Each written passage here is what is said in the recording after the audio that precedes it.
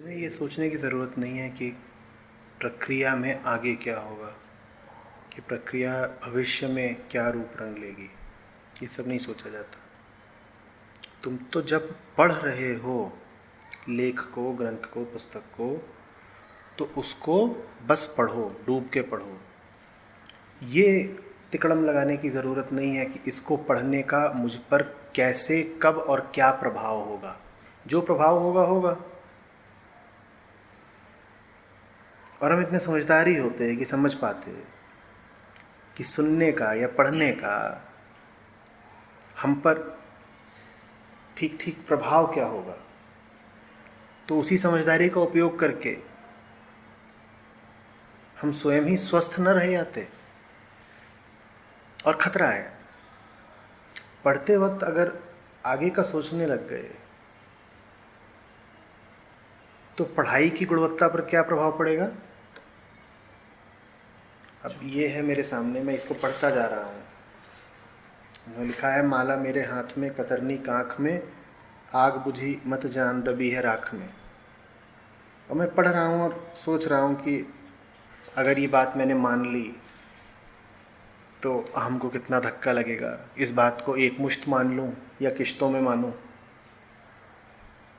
तो क्या मैं पढ़ भी पाऊंगा। आँख शब्द पर होगी, मन भविष्य में होगा। खेल गड़बड़ हो गया ना। मत सोचो कि क्या होगा, कैसे होगा। व्यर्थ अपनी परेशानी बढ़ेगी। तुम तो बस जानो। जानना अपना काम खुद करेगा। ये ऐसी सी बात है कि ये क्या है, मुझे क्या लगी है,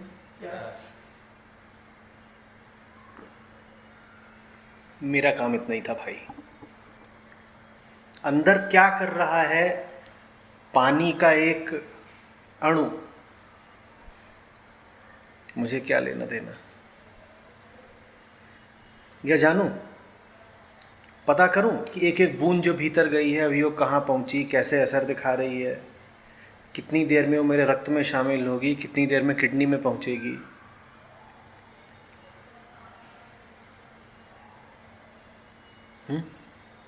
ऐसा ना हो पानी अटक जाए। ऐसा ना हो कि सोचते सोचते पानी ही न पी पाए।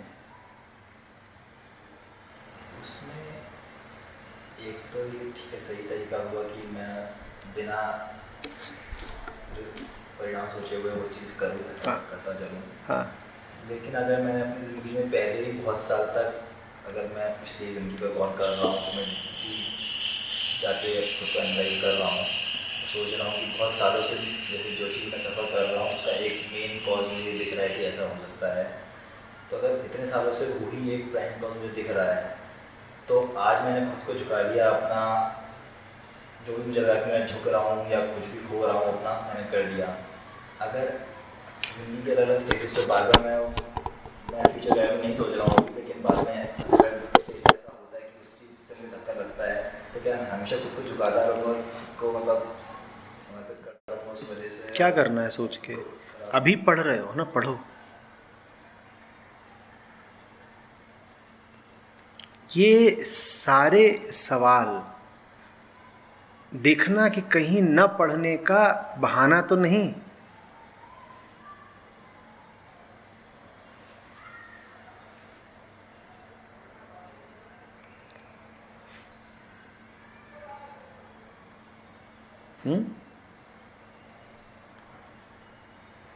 मैंने देखा था एक बच्चे को, उसकी माँ उसके पीछे एक गिलास लेके भाग रही थी कि बेटा इसमें गर्म दूध है, पी। और बच्चे को गर्म दूध से समस्या थी, उसे चाहिए होता था ठंडा दूध।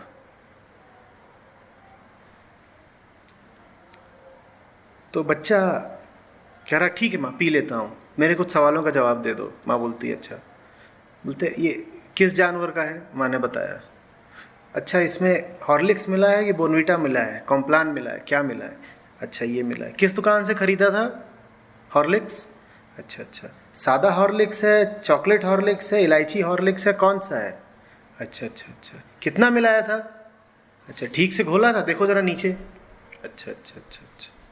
क्या गिलास ये बड़ी वाली है छोटी वाली है? और बहन थी, बहन को पिलाई हो नहीं पिलाई हो?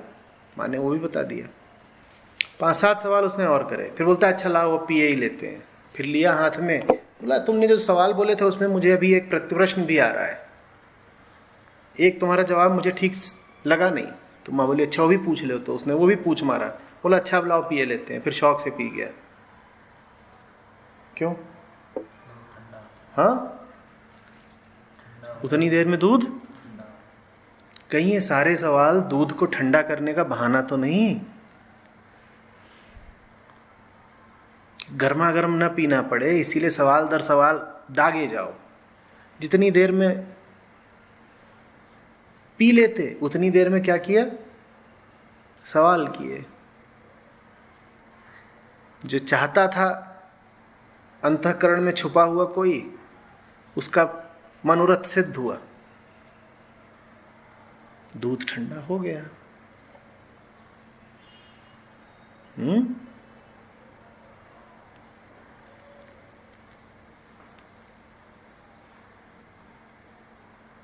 पढ़ते वक्त अपने अतीत को बीच में नहीं लाते,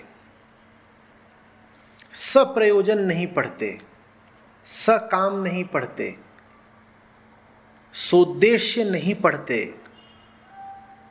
बस पढ़ा जाता है। अभी मुझे सुन रहे हो, बस सुनो। किसी प्रयोजन के साथ सुनोगे, किसी उद्देश्य के साथ, किसी कामना, किसी मोटिव के साथ, दिक्कत हो जाएगी।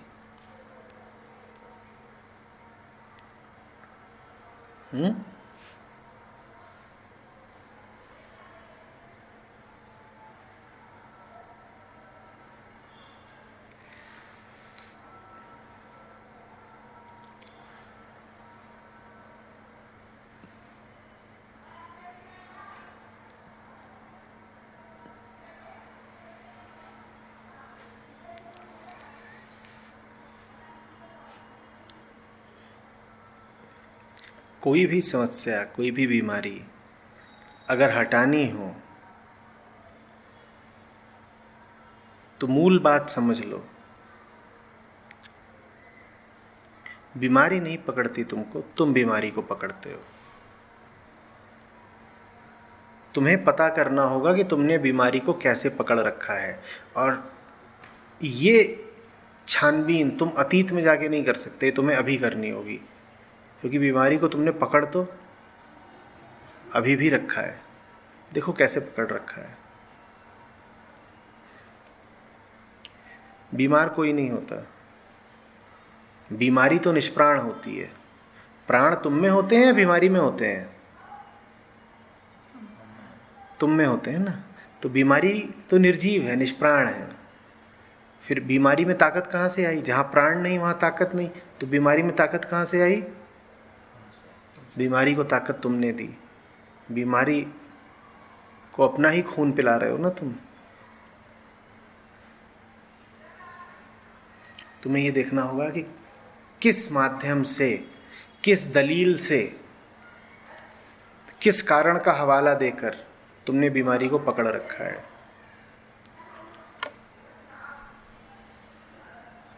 और आगे पीछे देखने से नहीं, क्योंकि पकड़ तो अभी रखा है।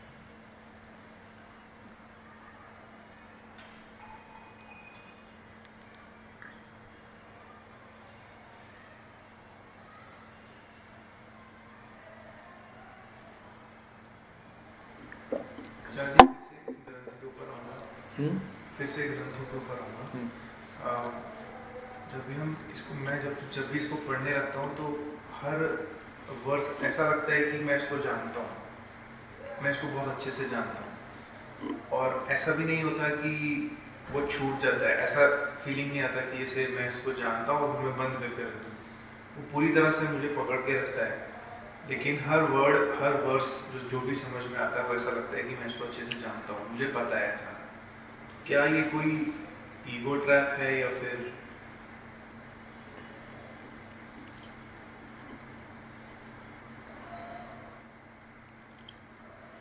जानता अगर इस अर्थ में हूं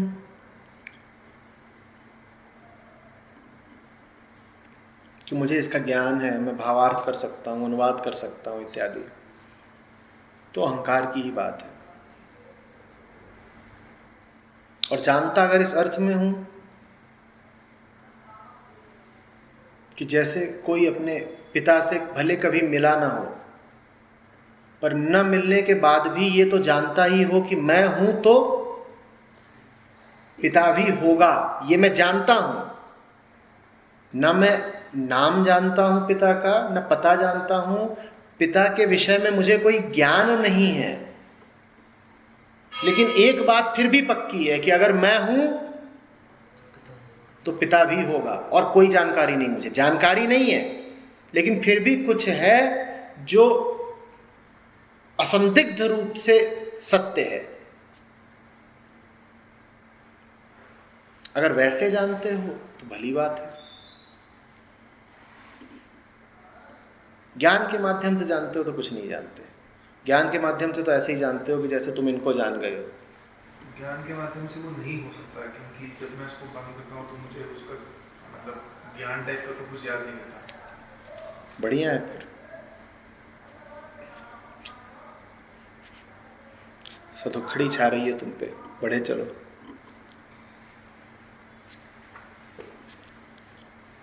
मौज आएगी। ये बैठी है ना, इनको अंशु ने या अनुष्का ने किसी ने बोला कि भाई हिंदी का सत्र है, आप घूम आइए, थोड़ी देर बाद अंग्रेजी का शुरू होगा। तो मुझे बताया गया कि वो कह रही है हिंदी का है तो क्या हुआ, मुझे सब समझ में आता है। अब ज्ञान इन्हें कुछ नहीं हो पाएगा, जो भी बोला जा रहा है उसका इनको ज्ञान थोड़ी हो रहा है, पर फिर भी किसी और तरीके से कुछ है जो इन तक पहुंच रहा है। कोई डोर है जो इन्हें मुझसे जोड़े हुए है। वो एक अलग तरीके का अतीन्द्रिय ज्ञान है,